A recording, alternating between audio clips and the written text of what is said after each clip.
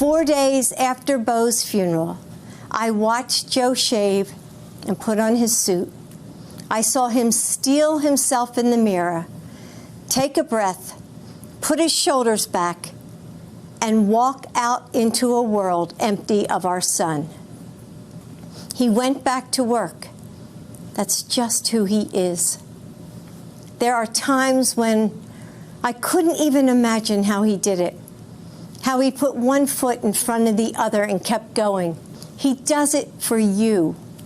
Joe's purpose has always driven him forward. His strength of will is unstoppable, and his faith is unshakable, because it's not in politicians or political parties or even in himself. It's in the providence of God. His faith is in you, in us. That was Dr. Jill Biden, of course, delivering a deeply personal speech to close out the second night of the Democratic Convention. And Dr. Biden joins us now. Jill, thank you so much for being with us. We all, of course, know the story of your husband. You talked about just one of the most painful parts of his life. But my God, he's had so many painful moments, having to go through one tragedy after another. Could you talk about that faith, his faith in God that you mentioned? Could you talk about growing up in the church and how that helped him even beyond one tragedy after another to just keep putting one step in front of another and moving on to help others in pain? Sure. You know, Joe grew up in a very religious family. His mother was very religious, and faith means a lot to Joe, and that's one of the things that has gotten him through all this tragedy and loss. And Beau was very religious as well, and I think that helped us all in trying to heal and go forward.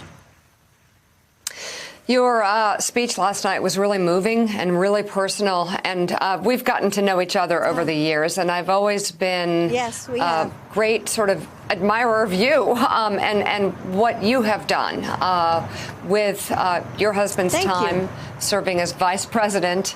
And I remember saying to Joe after interviewing you in Philadelphia, I came back and I said, I can't believe they want to go back to Washington after 8 years there as vice president and so many decades serving in the Senate. But you do. And you found a way to maintain your sense of self. I believe you shared with me it was through working as a community college professor, and you did it even when he was in the White House. If your husband is elected to President of the United States, what will be the way you keep it real? And will you bring your work with you? You know, Mika, I will take my work with me because I'm a teacher. That's who I am. And I think you saw that last night. And so if we're elected on November 3rd, I hope to be back in the classroom spring semester. So I've already taken the training to have the certificate to teach online. So I'll be there. I'm a working girl. Hey, Dr. Biden, it's Willie. It's good to see you. I wanted to ask you about a date that we were talking about at the top of our show, which was February 11th of this year in New Hampshire when we had Vice President Biden on the set with us. It was the day of the primary. He knew it wasn't going to go well. He finished in 5th place after finishing 4th in Iowa. Things didn't look good, quite frankly, and I think people around the campaign would tell us that privately, and we saw it on his face a little bit. Can you take us back to that day and that time and how you and the vice president were feeling about his prospects, and then jump ahead to last night when he officially became 6 months later the nominee of the party? Well, I have to tell you, you know, that was a tough time. But Joe is always optimistic. And he said to me, Jill, hold on. Wait till we get to South Carolina. And then we went into South Carolina, and South Carolina gave us wings. And now I feel like we're flying. So it all turned out. But you're right. It was pretty tough. It was a little bit bumpy, those in Iowa and New Hampshire. So tonight, Kamala Harris will speak. She will become the vice presidential nominee. Most of the reporting from people who talk to members of the campaign say that you had a good hand in helping the vice president arrive at his decision. Was Kamala Harris your choice to be the vice president's running mate? And if so, why? You know what? Kamala was both of our choices because I admire strong women, and Kamala's fierce and she's strong and she's tough. She'll be a good debater, and more than that, she'll be a good partner for Joe. And that's what he needs, a partner to help him govern. And he always said that he and Barack had a really tight relationship and that they had shared the same values, and that is what he has with Kamala.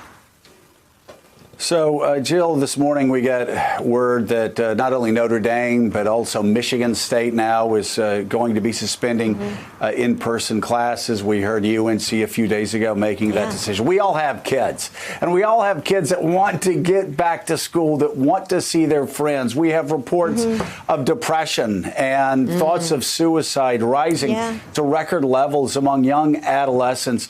What message do you have for your students? What message do you have to children across the country? And how do we encourage our children and others to get through this terrible time? You know, we will go back. I mean, eventually we will be back in our classrooms. But right now we have to listen to the experts and the scientists. And the one thing about my husband, Joe, is his different style of leadership. And he has a strategy going forward. We have to get this pandemic under control so that we can go back to school. And I hear you, because I'm an educator and I cannot wait to get back into the classroom. And I know that kids all across America, the only thing they want to do is go back to school. So, but we have to wait. We have to wait until it's safe. Yeah, it has to be done right. Dr. Jill Biden, thank you so much for coming on the show this morning. We hope to see you again very soon. Thanks for checking out MSNBC on YouTube, and make sure you subscribe to stay up to date on the day's biggest stories. And you can click on any of the videos around us to watch more from Morning Joe and MSNBC. Thanks so much for watching.